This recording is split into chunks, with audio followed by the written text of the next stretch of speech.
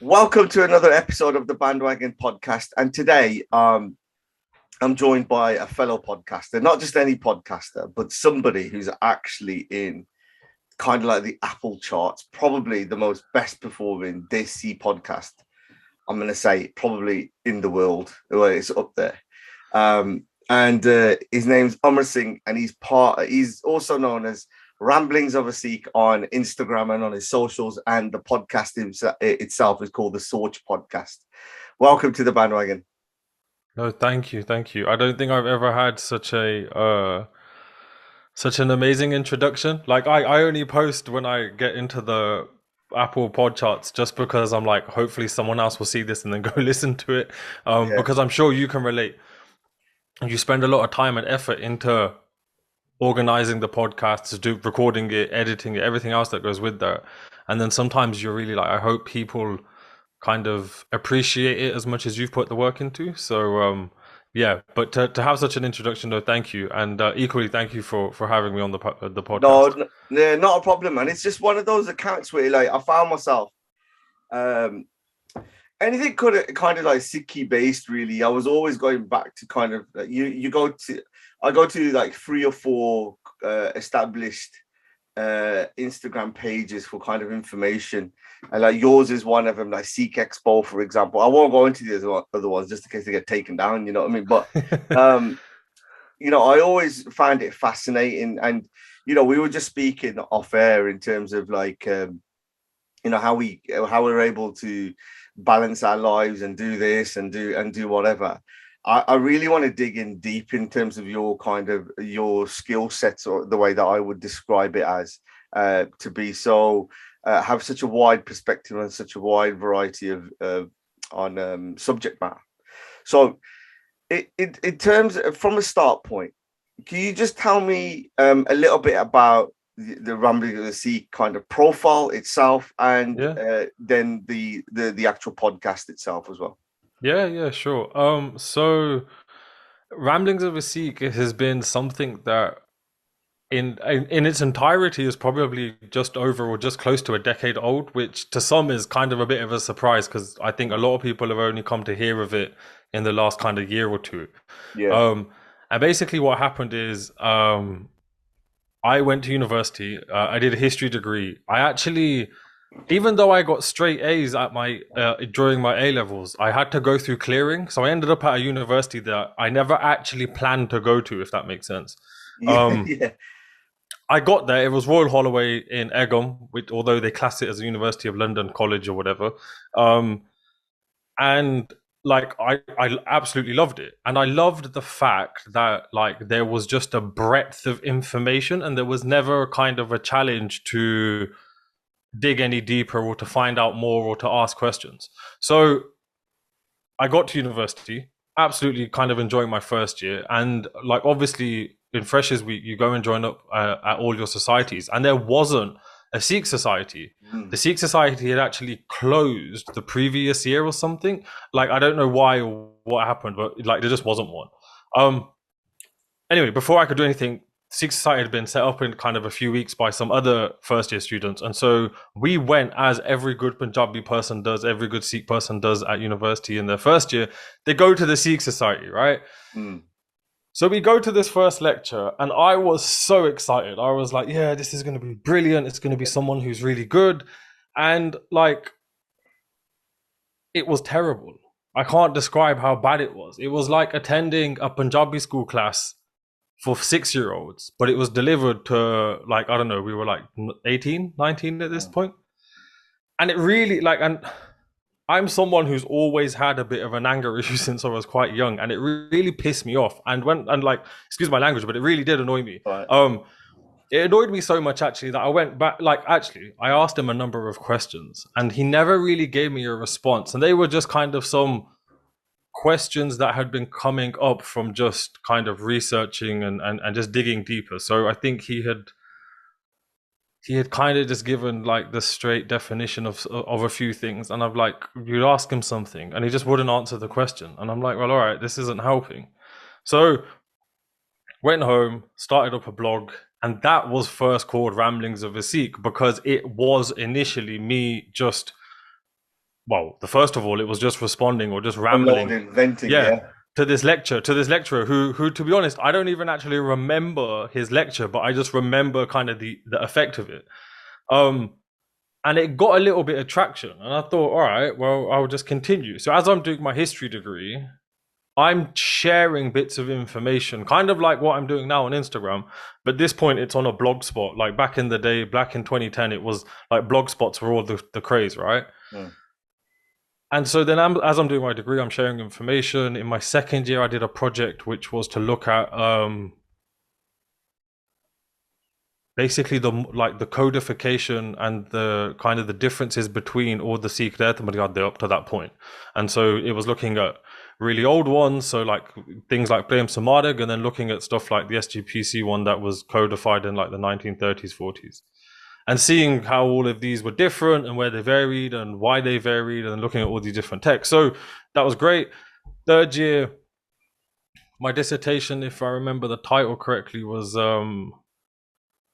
outline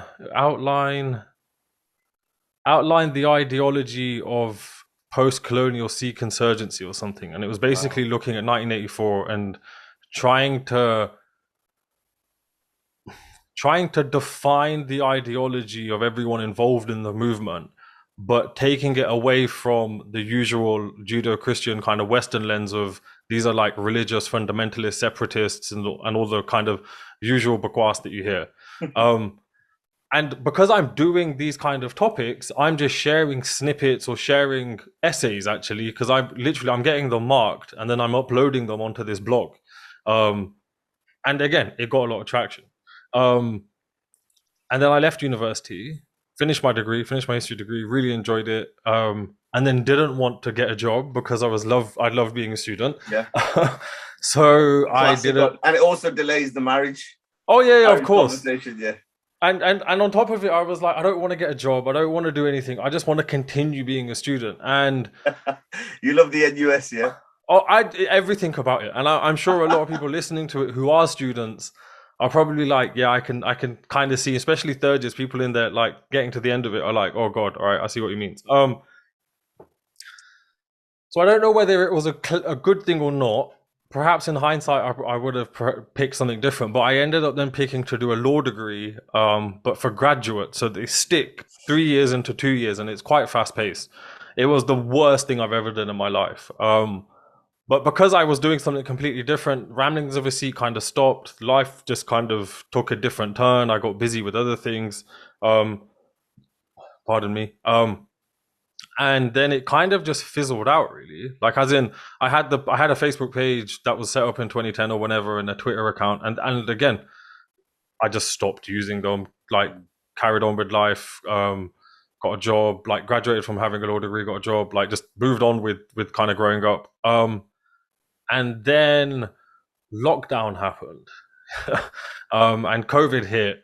And the first lockdown that happened, I kind of went like quite health focused. So I would just go on a run like every day. And, it was at that point where you could only go on a run, like you could only go on do exercise, for like an hour, and you could only go on your own, and all of those like really weird restrictions. So again, I'd go on a run. And I'm sure you've heard of him as well, Sikh Archive. The guy behind that is a dude called Sukraj. And during lockdown, I think just before we started to talk, and like I really enjoy his podcast. And like, so when I'd go for a run, I'd listen to his podcast, and I'd really then want to ask him questions. And then again, we'd get talking, but then I was also like, actually, why don't I just ask whoever? Like, so if I got a question about this, why don't I just go straight to them? And I was like, maybe. Kind of just forgot about it. And then he kept pestering me. He was like, look, I really think you should do a podcast. Like, you should do a podcast. And I was like, okay, perhaps. And then I think it got to like one of the last lockdowns. I think it was like the November before everything kind of opened back up again. When Christmas about to get cancelled. Yeah. So it's about this time. And like during lockdown, there was only so much you could do, or like only so much TV or kind of screens you could look at. And so it forced me to start reading again. And like you can look at the bookshelf behind, like there's so much information locked in some of these books. And so I was like, all right, if I find this interesting, I'm sure someone else will find this interesting. So I was like, all right, perhaps I should restart Ramblings of a Sikh. And like, to add some context to this, in my job role, part of it is a social media manager. So like, I was like, actually, this could gain traction. And I'd kind of done like an assessment of the Sikh Punjabi social media scene. And I was kind of like, there's a gap. And there's the gap that I thought I found was information about our history and our past, but without any kind of judgment, so to speak. Like there are obviously boundaries within which we have to work, but almost kind of providing it to the person and letting them decide, or letting them go to the source that you reference, or whatnot. And so yeah, that's how kind of Ramblings of a Sikh restarted as an Instagram page. Twitter kind of then followed suit. And then, as you can imagine, with the research comes along kind of like wanting to find certain books or whatnot. And so I was like, if I'm looking for these books, I'm sure other people are looking for them. So again, kind of that's what then gave rise to the shop.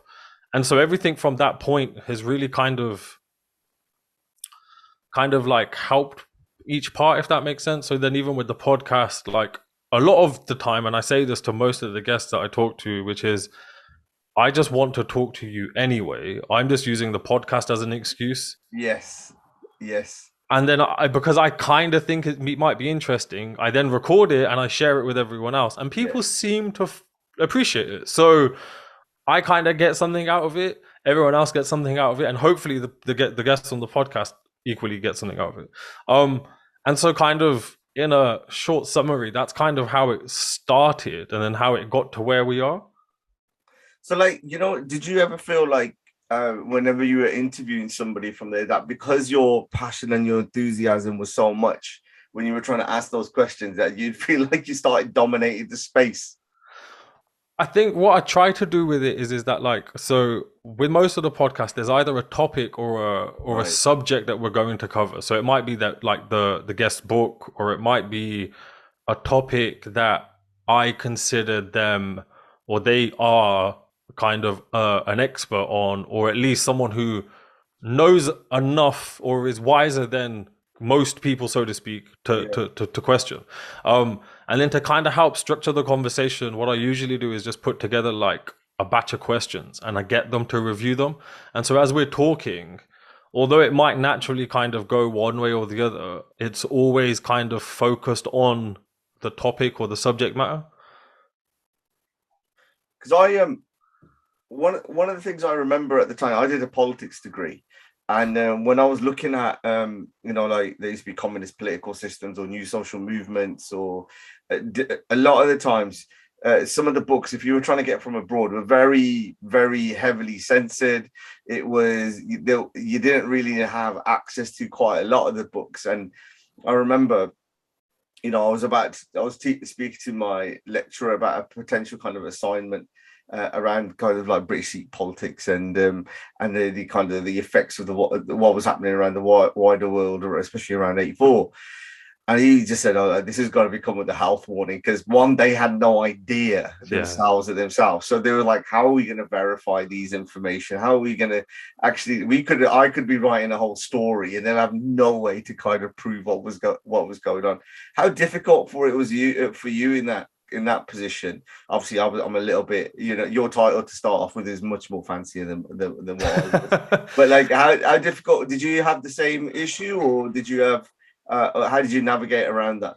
It's interesting what you've said, because I kind of had similar experiences in certain regards, but equally in other regards, I think there's been some change. I don't know what's happened in the last decade because I'm completely out of the loop, but I don't think it's got better considering what's happening in the wider world, but I do hope that it has. Coming back to your question, so during kind of my second year project, I actually remember on the sheet that you get back. So you have to hand in your essays, and then they staple on their stupid little sheet with their comments, right? You can't forge it then because it's already like double back, like a crap builder's receipt. Yeah. And so you go and collect it from the history department building, and I still remember to this day. I think I've even still probably got the essay. It was someone in pencil had written 70, and then they'd rubbed it out and written 69 in pen. And that's obviously the difference between a first and a 2-1 on the essay, right? And so I went and asked them, I was like, first of all, why did you give it to me and then take it away? And essentially the answer I got was, your essay makes complete sense and we understand, and everything else that goes with it, like, meets the first kind of grade criteria, but we don't have anyone who's an expert on this subject matter. And so at that point I went, ooh, I remember having this conversation with my dad, and I go, I think I've kind of shot myself in the foot, because next year, and I hadn't already figured out what I was going to do, but like, they obviously give you your options to pick at the end of second year for third year. And I remember the dissertation topic, the module that went with it was called religious fundamentalism. So I always knew it was going to have to be to do with something to do with Sikhs in 1984, and the way that we had been kind of framed within the world's media and everything else that goes with that. And so when it got to that, again, my dissertation tutor wasn't an expert on Sikh history. He was actually, I think, an expert on like Islamic history in Pakistan or something, like, or like the Iranian Muslim history or something quite interesting. But obviously doesn't really have much to do with Sikh history. And again, in terms of the books, and again relates to kind of why I set up the shop, which is like, I remember one of the main books that I was trying to get a hold of was can't remember the author's name. I think it's Rajbir Singh something.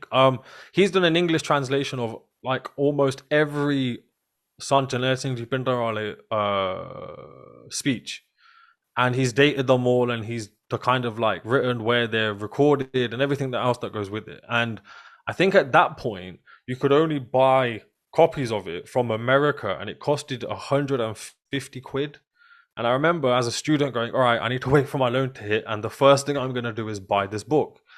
And like 150 quid, even today, it's a lot of money. And the book, it's an amazing piece of literature, but it's not like, there's no book in this planet that's worth that much. I don't think there's very few, if that.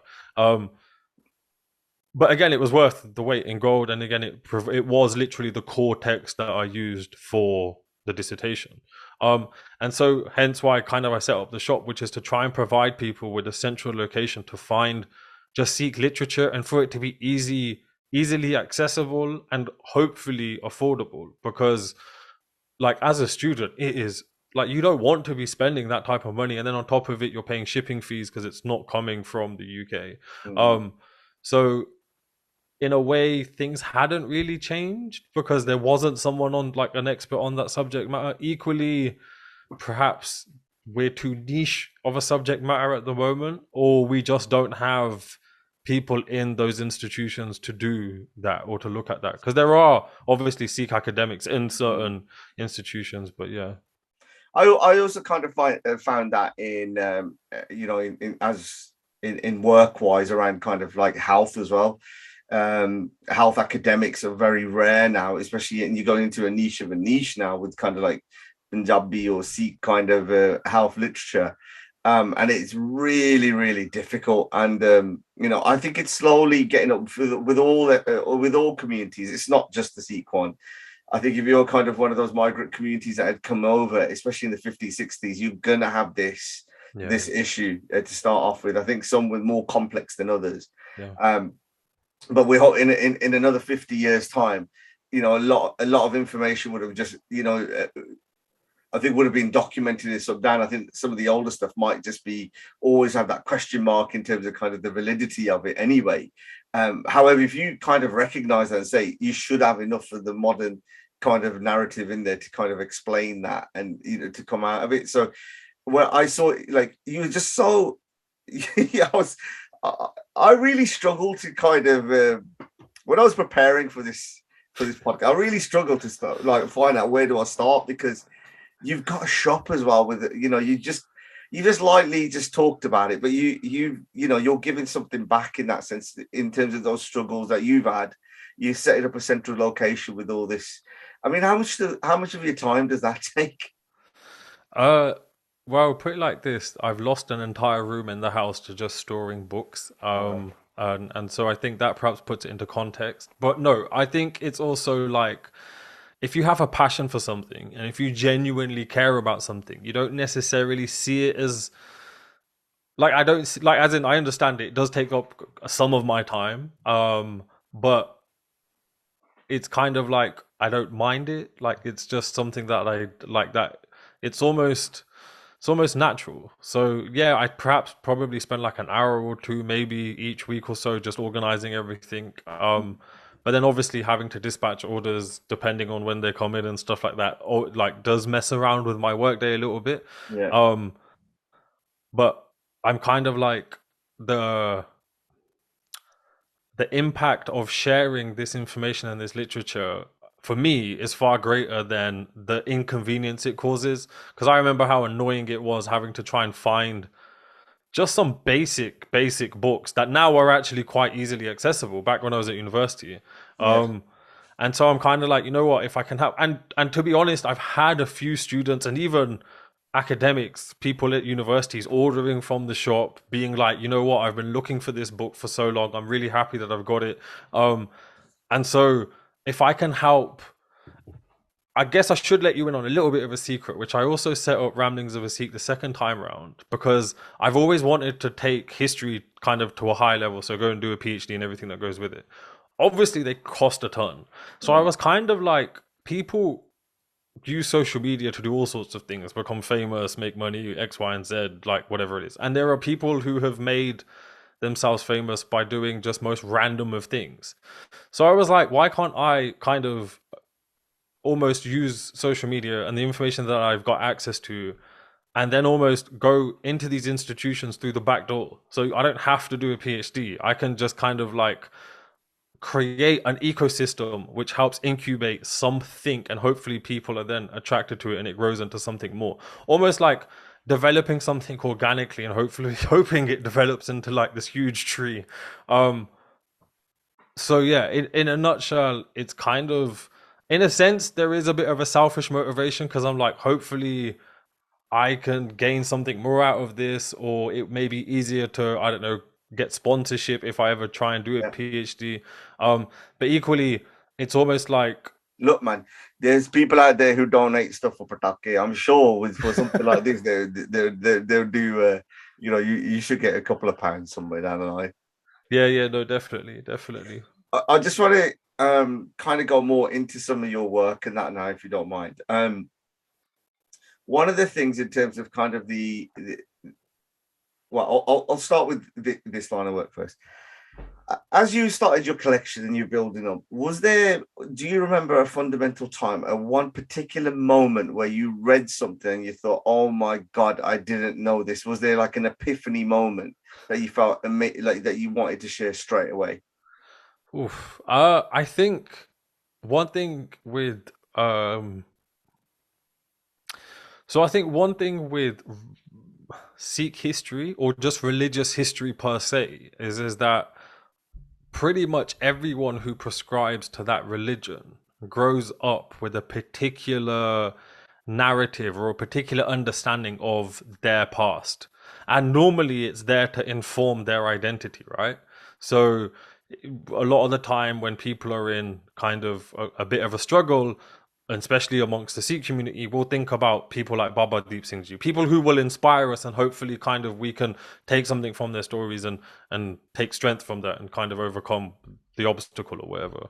Um, and I think when you've grown up with something like that, when you start to read stuff that is unadulterated, it's not censored, it hasn't been through the sieve of time, it hasn't been through the hands of historians and people who don't want you to read certain narratives, everything actually comes as a surprise. So I don't think many people have access to it because it's out of print at the moment. But if anyone's ever read Prem Sumarag, which is arguably a Sikh text, some people argue it's a Brahmanical text, it's a Hindu text. That I'm not making any claim to which side here because I don't want to get crucified. But if you've ever read it, you'll be absolutely gobsmacked because it is such a world away from the world we live in. And I think as a whole, that quite happens quite often. There have been a few kind of random bits and bobs that I've come across. So for me, one thing that I always found interesting was, especially within the Punjabi community, is I think Guru Gobind Singh Ji's wife, I'm pretty sure it's his wife, adopts a child. So after the Sahibzade are made Shaheed, after Guru Gobind Singh Ji passes away, Mata Ji is in Delhi and she adopts a child who happens to be also called Ajit Singh. Now, when I read that, I was like, the author's probably got this wrong. Like, sometimes like these things happen. But how would you? Yeah, how would you? Yeah, so I'm guessing you get to the point. How do you validate that? Yeah. So then I start digging into it. Other sources of like kind of primary sources, Sikh sources, British sources. Everyone is agreeing that Mataji has an adopted child called Ajit Singh, and I'm going, wow, okay. I then also went, all right, perhaps everything that's written is wrong. So then I go and ask a few other people. So I think there was an episode I did with Kamalpreet Singh Pradesi about Vedant, and I thought, all right, he's the perfect guy to go and ask. And I asked him, and he goes, yeah, this is legit. I went, all right, amazing. Now, first of all, within the Punjabi community, I don't know about you, but certainly amongst the community that I've experienced, like adoption is kind of like hush. I've never really heard anyone speak about it. So the fact that we have someone within our history who is as important as Guru Gobind Singh Ji's wife adopting a child, for me, challenged the narrative like instantly. I should add that Mataji adopts this child, Ajit Singh. He tries to then set himself up as the guru. Obviously, the Sikhs around him don't like this, so they essentially, I wouldn't say they physically assault him, but they kick his ass in other words. And Mataji essentially abandons him and says, yeah, like, I don't want anything to do with you. So it's not necessarily a happy ending, but I just found the fact that there was an adoption story within Sikh history just such kind of a like light bulb moment where I went, that changes everything. So imagine if the community had kind of made more of that point for the last 300-400 years. Like I didn't know that at all. Exactly. So that's one.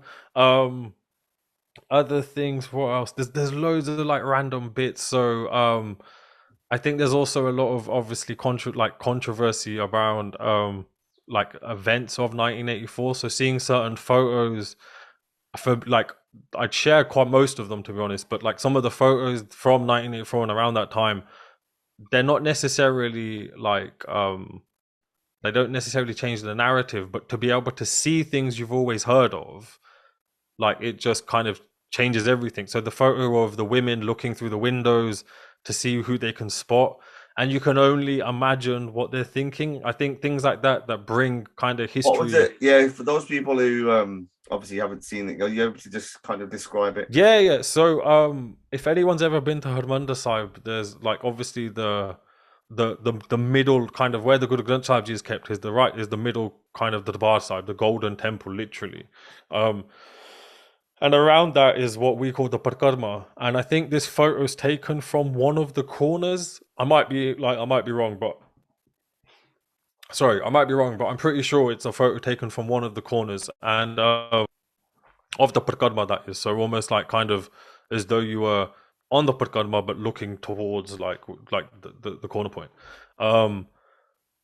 And this is a photo taken by quite a famous Indian photographer called Raghu Rai, who's also published a book called Amritsar, and it's in this book. And it's essentially, they've just opened up, from what the caption says, they've just opened Harmandir Sahib back up after 1984, and it's women who, it's a black and white photo, so you can't necessarily gauge how old they are, but they're obviously adult women. Some of them are of like kind of like my parents' age or elder grandparents. And some of them are like climbing up to look through windows. Others are kind of just, everyone's just scrambling to look through something to see who they can see inside these rooms. Now, everyone kind of knows what happened during 1984 and the kind of like the desecration and the murder that took place at the hands of the Indian government. So you're just thinking, imagine my mom's trying to look for me after something like that. Like imagine, like, because this happens during Guru Arjan Dev Ji's Shahidi Diyara, if I remember correctly, there are thousands of innocent people. There are just thousands of people here. Forget the terms innocent. And so imagine if you gone to Gurdwara one day and then your mom has to come and look for you. Like, there are just so many questions that go through your head when you look at this photo. So that's something. And again, I'll send you the photo and share it with you so you can include it if you'd like. I've seen it. I'll be encouraging people to go and have a look at your Instagram and you'll be seeing it on there. But I remember it because it was posted several times. I think Suk Orjala put it up and wrote she put up a long caption about it, that she just couldn't get the image out of her head for about a week or so that she was talking about it.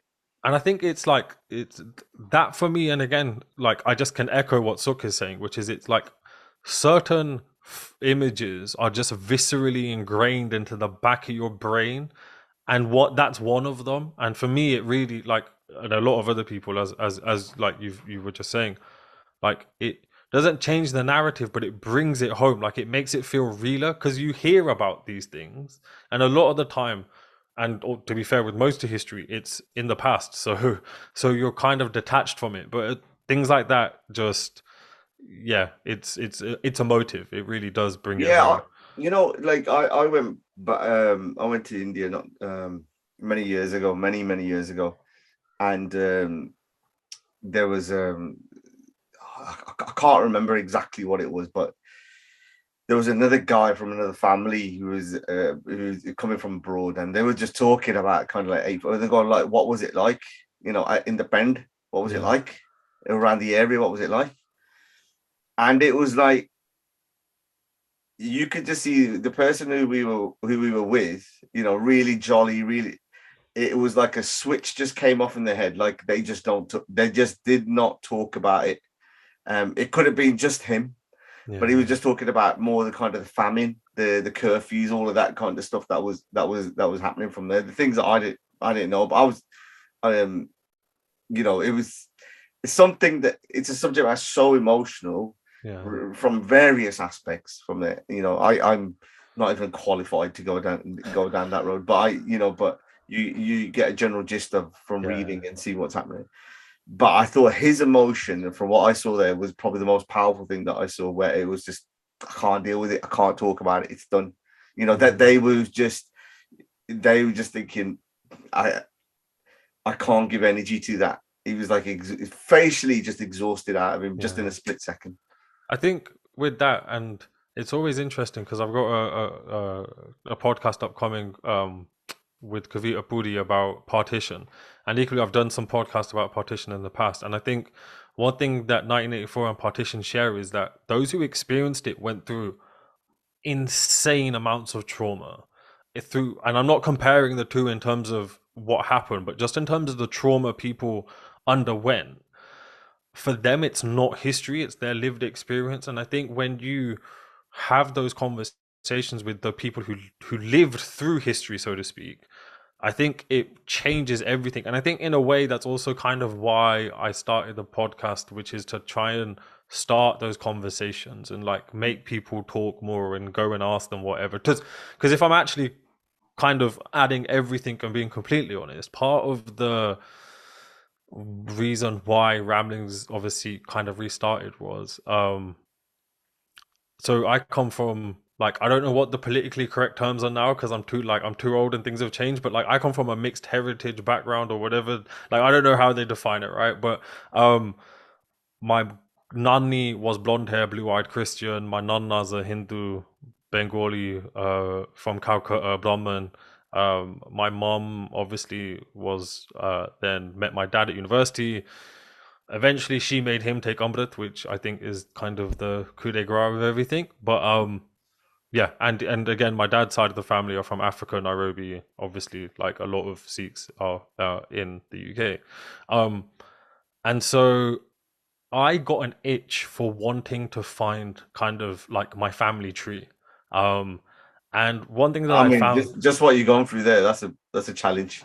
yeah. So I grew up obviously in a fantastically diverse family, and I think one thing that I find really amazing is when I look back at my childhood, this was at a point where like I was like, so I was born in 91, so I grew up kind of obviously through the 90s. And this was a point where you remember where ZTV brought out the original Mahabharata series. Yeah, I'm like I used to see that on like the BBC, man. Forget the ZTV though, like you're just a kid. Yeah. I was we used to remember on this, it could be a Saturday, you just come back from shopping and everyone used to just watch it, just keep watching it and watching it. And so you must have watched the rerun of it. Oh man, I loved it. So I was a massive like, so again, I'm just showing how much of a 90s baby I am. I was a massive like Power Rangers fan, obviously. Yeah. And so for me, Mahabharata was like, and I didn't have a concept of Indian, but it was kind of like our version of the Power Rangers. Yeah, like our superheroes. And I always found it fascinating that there's these demons and then there's these gods and there's this. And like, I actually kind of call it like the Avengers almost. And what I found fascinating was my grandma, my daddi, we'd sit there and she would literally religiously explain to me everything that was happening. And it absolutely caught my attention. Like I wanted to know more about the characters, I wanted to know about the history, then I wanted to know about the philosophy. And in some ways I definitely took it for granted back then, but in some ways it really did help make me, because like just that appreciation, and also the fact that she was she's an Amritari Gursik, she's someone who doesn't name 9 to 5, like 5 to 9 even, like on it, just like someone who you just like everyone's bimbi is just someone you absolutely adore. So even the fact that in some way she was crossing religious boundaries, although for me I like it's obviously a bit muddled or just doesn't even exist, it was amazing. And again, it gave birth or kind of helped to catalyze that interest in history, which again you can see has obviously taken off. Is there a particular part of the Sikh history that you're mostly fascinated, that you have a more keener interest on? Oh man, you're asking me hard questions now.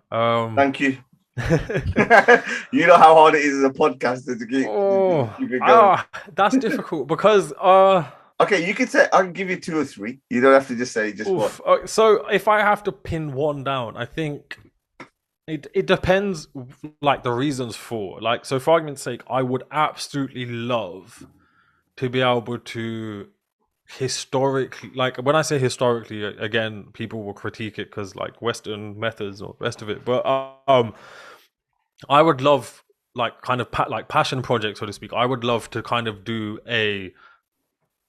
almost like a modern version of Macaulay's History of the Sikhs, which is looking at kind of the whole Guru period and looking at all of the nitty-gritty details. Pardon me, sorry. Looking at all the nitty-gritty details, I'd absolutely love to do that. I think that'd be something that would take infinite lifetimes though, because there is just so much information. For argument's sake, I'm sure you guys are aware, Jawaharlal Singh and the Suraj podcast, he's going through Suraj Prakash Granth, and like he's spent I don't know how many years and he's only done like 10%. So again, like it puts it into context, and that's just looking, I think, at Guru Nanak Dev Ji, Guru Arjan Dev Ji, Guru Hargobind Sahib Ji, maybe. It's not looking at all of the gurus. That would be something I'd love. I guess if you were to kind of ask the question in the sense of what period of history would I love to go back to? Okay. I think I'd love to go back, and there are different reasons for why.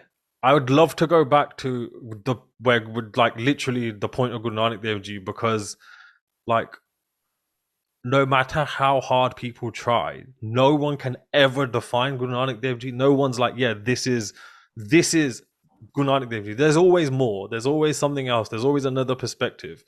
And I think to just sit in the presence of the ultimate mystic, someone who is completely self-actualized, someone who is the manifestation of existence, I think you just become instantly enlightened. Like I'd just, oh God, I'd absolutely love that.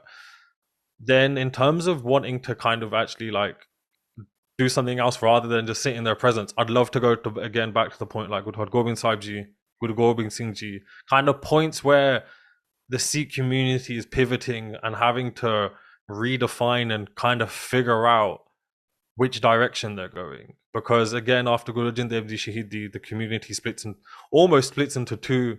There are there's essentially kind of an internal struggle between who is Guru Har Gobind Sahib Ji, the legitimate Guru, and is the way he's taken the Guruship actually the way of the Sikhs. And I'm pretty sure the Tir Maliya on the other side, again, I might have that wrong, but again, there's essentially someone else trying to contest, and I think it's Guru Arjan Dev Ji's brother. So it's Guru Arjan Dev Ji's brother essentially against Guru Arjan Dev Ji's son, who's Guru Har Gobind Sahib Ji. So again, I'd love to be there, and also just to see how the community figures out, like, so I know we take it for granted that Guru Har Gobind Sahib Ji is the sixth Guru, and there's all sorts of research and books written on that.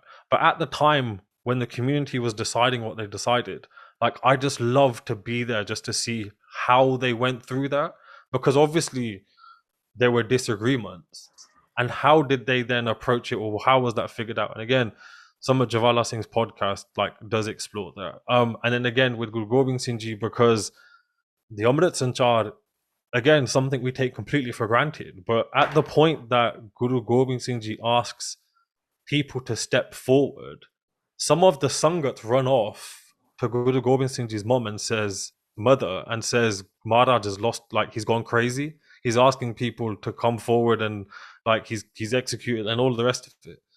And again, it's like, I think for me, it's just those turning points of, all right, like, first of all, just the characters, just to even have the good karma of being in their just physical presence would be insane. But again, to witness those pivoting points of history. So they're the top three, I'd argue. So when you're looking at some of the books that you've got there, how do you validate which version and which account's the correct one? Because I'm sure when you've gone through a lot of these books, they're kind of conflicting in there. The one's arguing against the other one. How do you personally make that kind of that deduction of saying this is the? I'm guessing I'm going to hedge my bets. This is the correct way. So personally, for me, I think what I try to do is I try and gather as much information about the subjects as I can, and then most of the time, if you look at it chronologically, and this is kind of then steps into historiography and like the history of history, if you look at it chronologically, people usually take what someone's written before and then add something else, or infer something, or stretch it a little bit further. So if you can go back to the first point that you find something, and again, you'd have to dig a bit deeper to make sure that it is one of the first point, so to speak, and then work forward, you can kind of see how the narrative changes. Have you got an example of that? So I know I'm just putting you on the spot for this. I'm just. Oh, it's a good. Okay, so for argument's sake, I think Dasam Granth is perhaps a subject matter that is probably. Okay, hold on. Actually, maybe like even Sadako to some extent. So this is Maharaj Ranjit Singh Ji's mother-in-law. Some of the information, like, so for argument's sake, if I ask most people of this generation who Sadako is, they'd probably be like, I have no idea.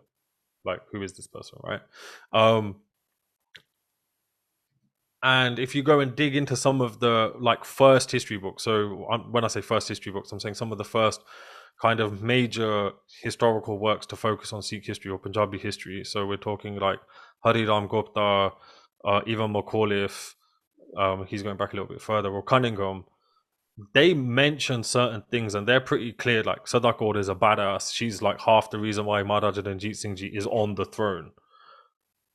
And yet, if you go and read some of the kind of, say, 20th century work on Maharaja Ranjit Singh Ji, especially kind of in the latter half, much of it is very much focused on how Maharaja Ranjit Singh Ji is one of these like men of history. He's one of these major figures who just kind of turns up, kicks ass. He's always destined to get to the throne, and then he gets to the throne.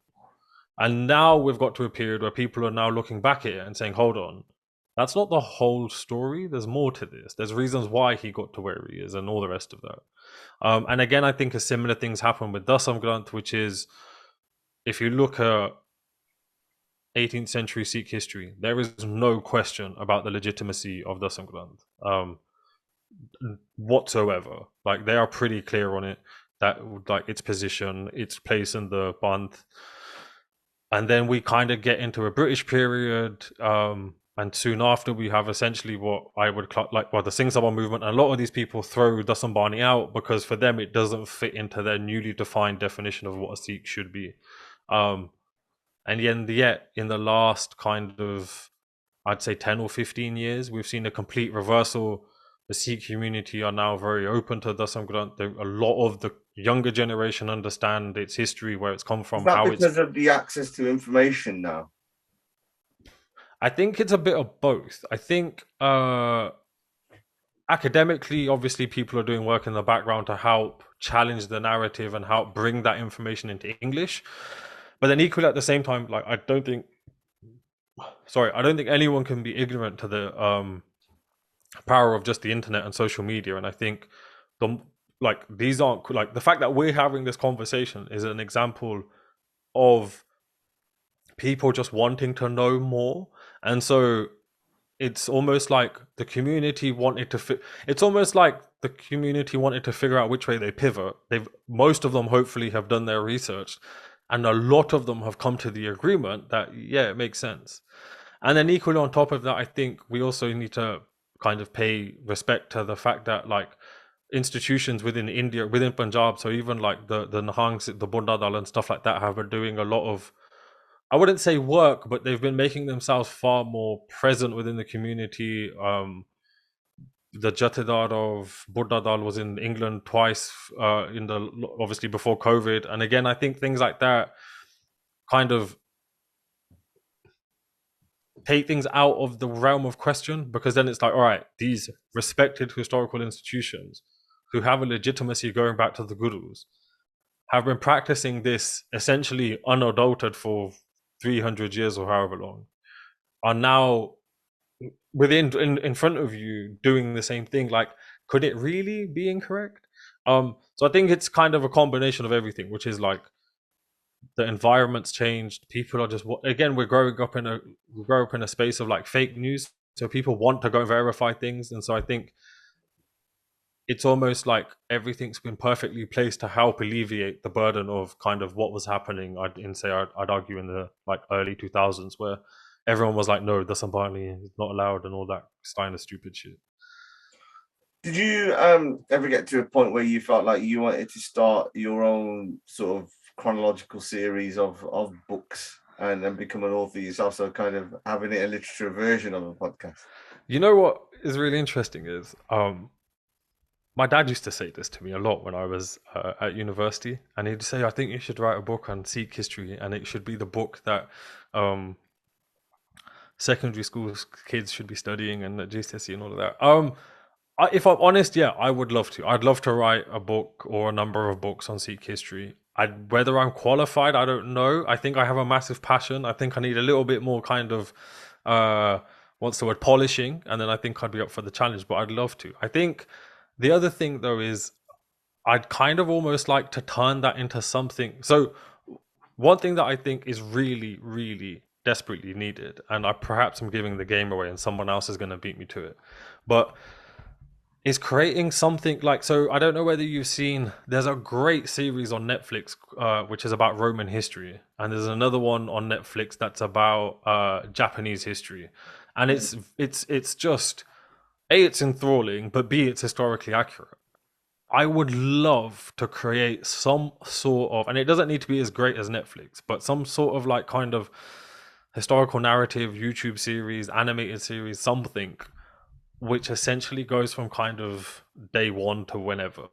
And I think one thing that I would try to provide is kind of the alternative versions. So with a lot of, I think with a lot of early Sikh history, and I'm talking like prior to Guru Arjan Dev Ji, and even around then, some of the facts they're not necessarily murky, but there are different versions. Some things aren't necessarily verified. And especially some of the Janam Sakhis, some of the stories. So for argument's sake, there's a Janam Sakhi image of Guru Nanak Dev Ji and Bhagat Kabir Ji together. Obviously, that's an imagined scene.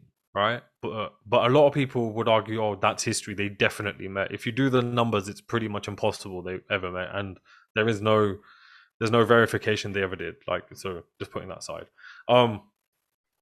But just to provide, like, I think one thing which I really like to try and do is provide as much information to the person as possible, and then they can go and figure out whatever kind of they do or don't agree with. And so yeah, trying to do something like that would be. But I'd love it. wouldn't that be just like the ammunition that you know the community just hates to just destroy somebody. You like you could do 98% accurate everything. The 2%, you know, they'll just say, "Oh yeah, he said this. It's not true."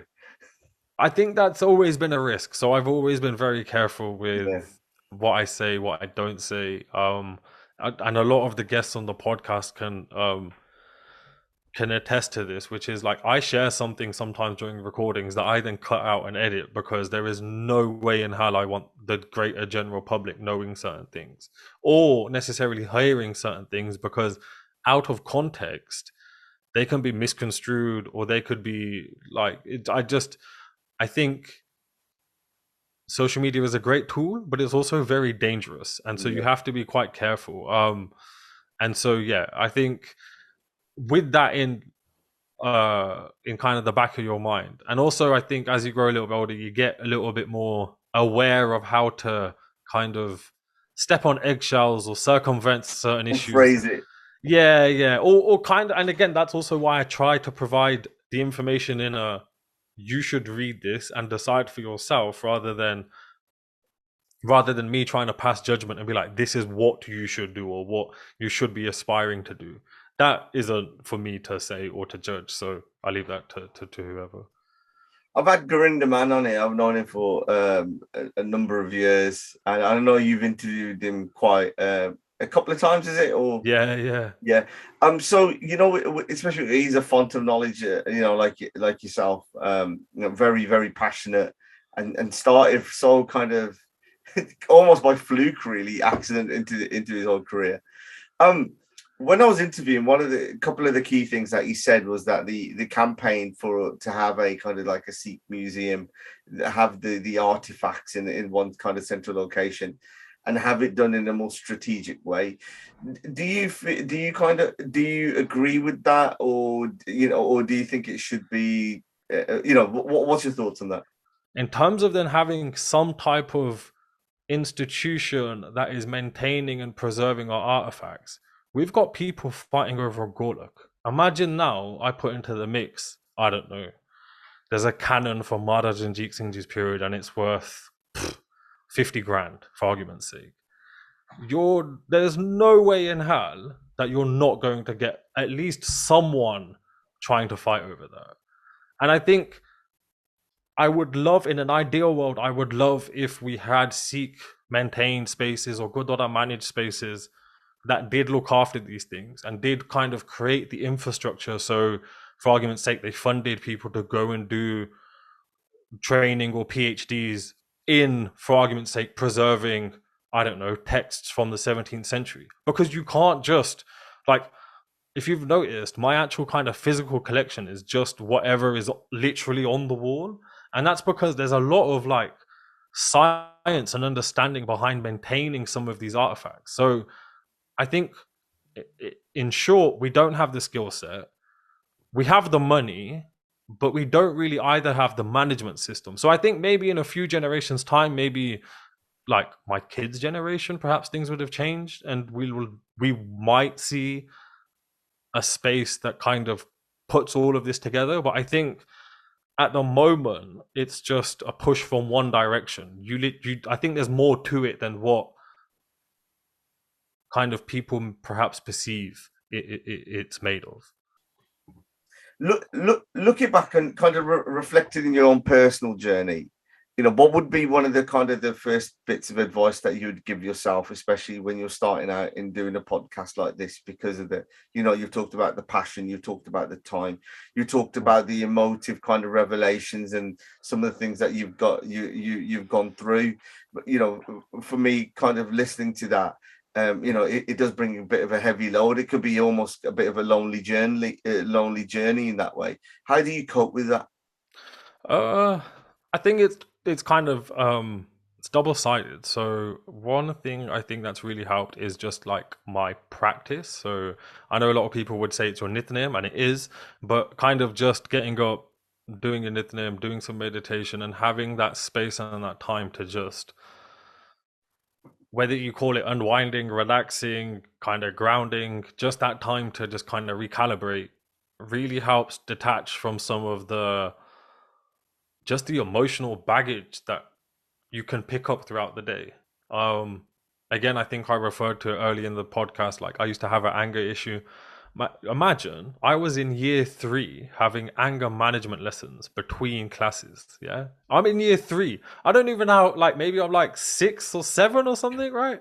Like I'm a little Gutti Pai Singh at primary school in year 3 having to have anger management lessons. I remember this one time this kid opened my drawer, and I just got annoyed, and I just slapped him as hard as I could in front of everyone. Like, these were the anger issues that I had, right? So you can understand And now why. you're like a 6'4". Yeah.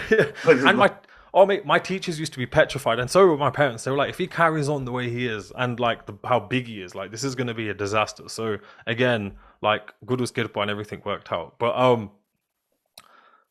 yeah, so in terms of kind of that, I think my practice definitely helps. But then also one thing that you realize is, and when I say realize, like we can intellectually talk about it and we can say we get it, and we can say like, oh yeah, I agree, I understand that. But when I say like you really understand it, like I think you kind, and I know it's a bit morbid, and I don't mean it in that sense, but Gurbani says the same thing over and over and over and over and over and over again, which is you're born alone, you experience something you describe as life, which is essentially just a mirage, it's Maya, and you die. And that's it. And then afterwards, we'll find out. But you start and you end alone, and everything else in between is just a distraction, unless it's kind of helping you get that little bit closer or kind of help further something for the better of someone. And again, I think it's come with age, you kind of just ignore it, or you kind of just brush it off, because if you let every little thing or every little bit kind of get in the way, you're just going to be stuck. So I think having that practice, and then also just having that understanding that comes from, perhaps it partly comes from the practice, but also just comes from life experience, and I don't know, trying to aspire to the things that I read about or the people that I read about. I think those two things definitely really help. And then it's quite an emotive time as well. I've used that word so many times. You get conscious of those things, especially during the podcast. But Oh man, what do you, in your kind of, as a historian, you don't very rarely, I'm guessing you very rarely look to the future. You're always kind of looking backwards in some aspect. well, I think one thing with history, and I think and again, it relates back to partly why I decided to start Ramblings of a Sikh again, was like researching family history. And I know that's not necessary, again, it's in the past, but it informs your identity. So, and I think that's the other thing with most of history, it informs your identity, it informs your present. And in a lot of ways, it does inform your future in the shape of your children. So one thing I'm sure you're aware of is like as much information as you can fill your kids with, the better, especially when it comes to understanding who they are. But their understanding of who they are largely, and likewise with ours, comes from our understanding of the past. Like, I get you're Sikh, but you were born into a Sikh family, so it's your parents really that made you a Sikh. Like, you see, like as in everything you can kind of argue kind of fits a similar pattern. So I think for me, it's kind of that, which is I get it's the past, but a lot of it does help to inform your future. And then also, your identity is just completely central. And one thing that I always struggled with is like, so as I said, I grew up in a mixed background, like mixed family or whatever. My mom always agreed to keep our kiss, and so we always grew up like I never knew any other. But we went to a primary school. There were a few Indian, few Asians. Again, like I remember being called a Paki, and I was in primary school, and I was being called this by the kids' parents, man. Not even some of the kids, some of their parents. So as a child, I'd be like, Mom, why are they calling me this? Like, what? And then you'd be like, oh, that's essentially the being racist. And you're coming to understand what racism is. And I haven't even left year 4 or year 5 at this point, right? So I think having some of that, like those kind of bad experiences, help then to go, all right, I need to figure out how I can inform the next generation who they are and like what they're going through, so they don't have to go through that and they understand certain things. And then when I got to secondary school, it was a Church of England school, and again, like I had no idea. Like when I say no idea, like your identity is very much formed by the people around you, and I didn't fit in, and I was like, I wonder why. Like, and again, kids can be quite mean in an innocent way. Like then they're taking the piss because I look different. And again, wearing at the start at school, it was always something that like was natural, but I found it odd that people would take the piss. So I remember talking to my dad, being like, "What? Like literally, like what is like? Why are they doing this? Like, and almost having an identity crisis, going, like, am I the problem or like what?" And then obviously coming through that, and I think that's also why there's such a passion, which is, I'm sure other kids or other people are going through that. So it's almost like showing them or showcasing something to be like, look, or just sharing those experiences and be like, look, we went through a similar thing. Like everyone isn't, and I know not to sound cliche, but like everyone isn't alone if you choose not to be. Like if you choose to kind of engage, it normally helps.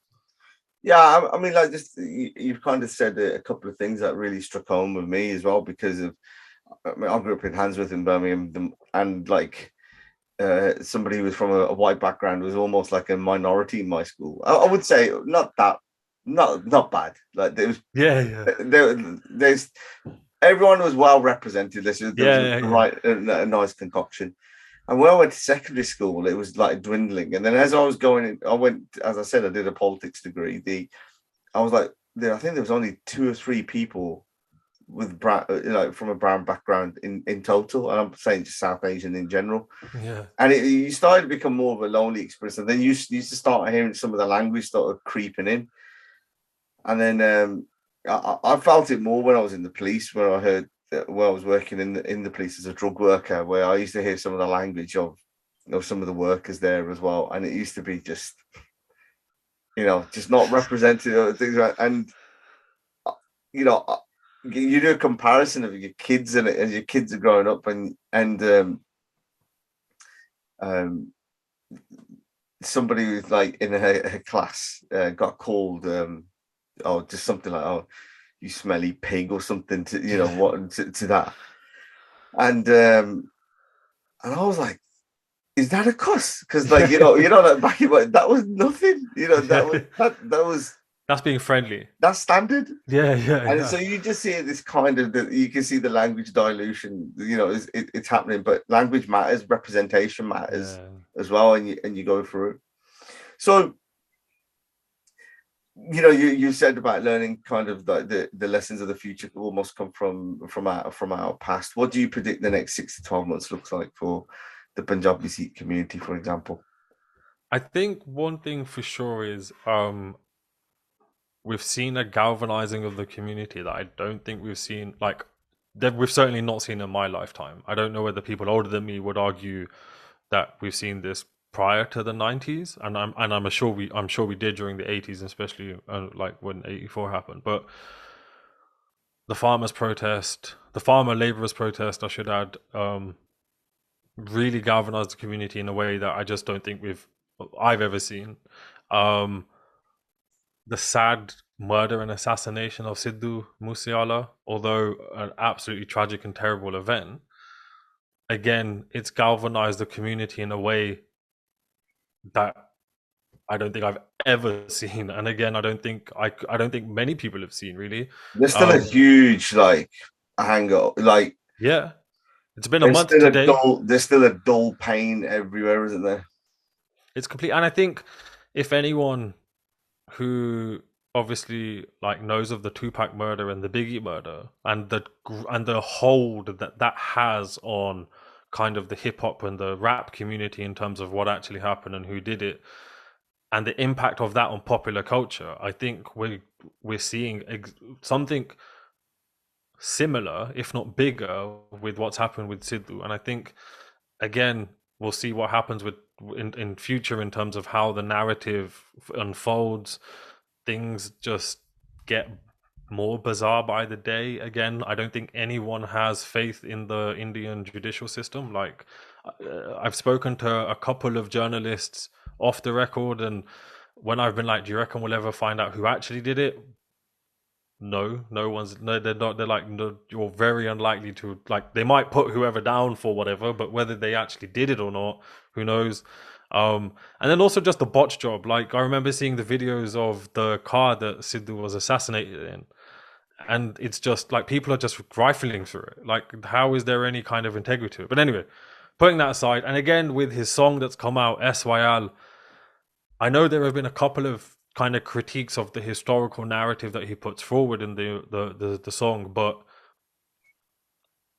it's like, I don't know, like I don't know how to compare it, because I don't think we've ever seen an artist ever take such a stance at such a high level. Like, I know it's released after his death and all the rest of it. Obviously, he had to still compile it, but like, it's almost like, I don't know, like Tupac, or not even that. It's almost like, I don't know, think of the biggest Western rapper or music person you could think of.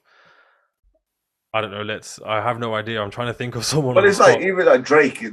Yeah. It's like Drake. I don't know, dropping a song talking about the rights of the native Canadians, and it getting like, and it being the #1 trending song on YouTube for like 3 days, and then the Canadian government having to ban it in Canada. Like, I don't. And again, I think we really underestimate the events that have taken place in the last literally 2 or 3 years. I know some of it is horrifically tragic, and I'm sure everyone in this world would almost give what they could to undo certain things. But I'm really interested to see where that energy goes, because I think one thing that I've always found interesting with our community is sometimes the energy boils up like milk, like when you're making chai, it boils up, and then all of a sudden it just disappears. So I really wonder, is the community going to make good of this, and how are we going to make good of this? So I know, like, Simranjit Singh Man's been voted in Punjab into whatever he was contesting for, and like there are some positives that seem to be happening, but I wonder where all this energy will go and what will happen, because like, what happens if people don't get the answers they want, or things take a turn and they're kind of like, we don't know, or like, I just wonder, like, where will this go, how will this pan out, and equally, what benefit are we going to get, and how are we going to get it? And I'm just talking in general. I'm not talking necessarily just on the protest or Sidhu's assassination or just a song, but everything, because people are already asking questions. All right, so what is the SY? What is the canal? What's its history? How does it fit into kind of the past? What does it do with 1984? And I think as soon as you've connected that, you've done half the job, because the person's going to go and do the rest. So maybe we won't see the impact of this for another generation, like the children who are consuming this music when they grow up. Like, so I grew up with a lot of Tupac, a lot of Biggie, a lot of rap, a lot of reggae music, a lot of ska, a lot of I mean, you had a very eclectic record collection based just on your background. Yeah, completely. So when the kids who have been growing up listening to Sidhu, and again, a lot of his music doesn't necessarily talk on such kind of historical or political ideas, but they're eventually going to listen to that, or they will listen to it. And I wonder, I think there's a lot of positives to come from it. Exactly what it is, I would be hard pressed to say, but I just wonder how this energy is going to be navigated or kind of dispersed or whatever. Okay, I'm going to kind of bring it to a close at this bit now, Amar. I know you do extremely like long ones as well, so and that is a talent in itself. It is called the Bandwagon, so I give an opportunity to the guest whether they want to either jump on a bandwagon or jump off a bandwagon, or if there's anything that they want to get off their chest, this is the space to kind of do it. Oh God. The band. All right, what bandwagon could I just get on or get off? Oof. Man, your questions are actually quite difficult because they put you on the spot, and then I'm like, damn, I wonder actually what I could No, because bandwagon. what is good for is that you'd always want to come back. It's Yeah, yeah. I've thought about it, so I kind of there's a bit of a tomfoolery So I on it. think one bandwagon that I'd love to get onto, and one that I've always struggled to, is like, sometimes. So one thing that I always get, and I'm sure you could share in this, is sometimes you see another guy's beard, and you get you just get beard In envy. envy. Yeah, yeah, and like there are so many things that I see, and they've got like the Rick Ross beard, they've got like a really bushy, really like, and I get beard envy. So I'd love to jump on whatever bandwagon these people are on On the in terms product. of in terms of their kind of beard care or whatever they're doing, or whether they're just born with it. I don't know. That's a bandwagon I'd love to be able to get on, but I just You know, don't you are have. in 50 odd episodes, you're the first person who's actually said they're jumping on a bandwagon. That'd be one I'd like to get on, but I just don't have like the. I don't know whether it's the patience or like I've never really been someone to care much about like that type of stuff. So I don't know. And then perhaps a bandwagon that people want me to get off is like I have a habit of wearing like really like florally like design like just quite what's the word, out there or unique t-shirts, and like this is velvet, so that's something that I think people want me to get off, but it's one that I probably firmly am staying onto. Well, fair play to you. I mean, the fact that it's a loud shirt, which is lovely, and it's floral, that's great. But then when you drop the velvet in there, I It's don't know. velvet. It's so comfortable, and it's like so. I don't know whether you can see, but like it's like I can see that. yeah, yeah. So That's Simpsons. No? no, no, no. So it's like hold on. Art. I thought you said Yeah, yeah. Bart. Yeah, it is. Sorry, no. So I remember seeing this after we'd gone on holiday in Italy, and we'd gone to the Vatican. And to be fair, I don't need to be cautious of this because it's fact. Like newspapers have reported about it, but obviously if you look at the history of the Pope and the Vatican, it is very dirty and very murky, let alone in terms of kind of stuff that's happened in more recent times to do with children that I don't necessarily want to talk about.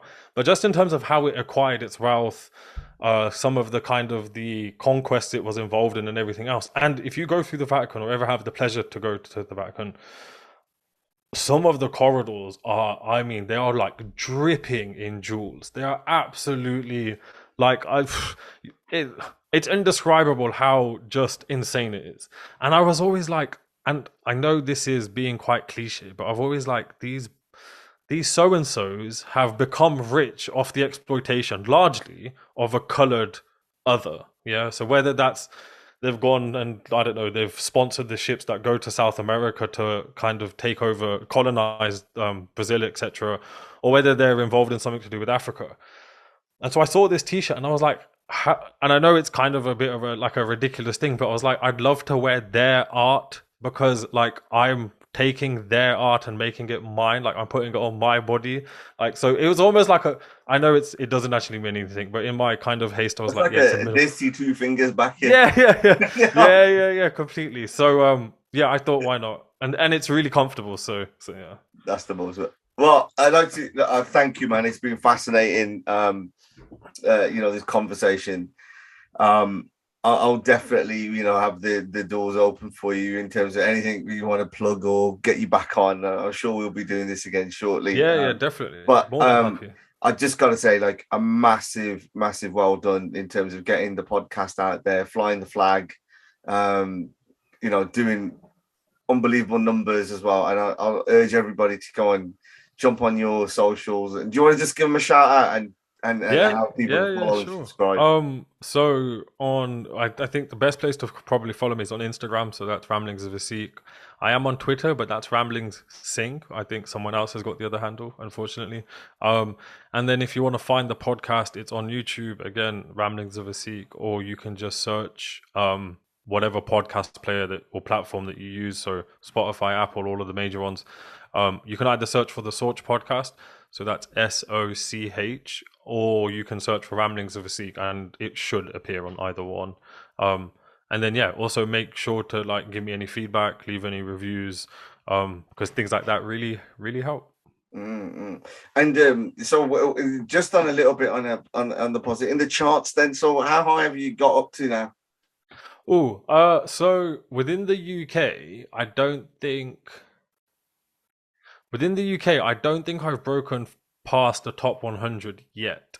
So the way that it works is it's obviously quite difficult to keep track of the charts in real time. So like there's a few websites out there which you can sign up to, and they'll email you every day at a particular time and kind of say this is where your podcast charted. But it's usually slightly delayed. So I got an email one time saying I had ranked like 70 something within the UK, but when I checked, it was like 120 or something. So I was like, so I don't really count that.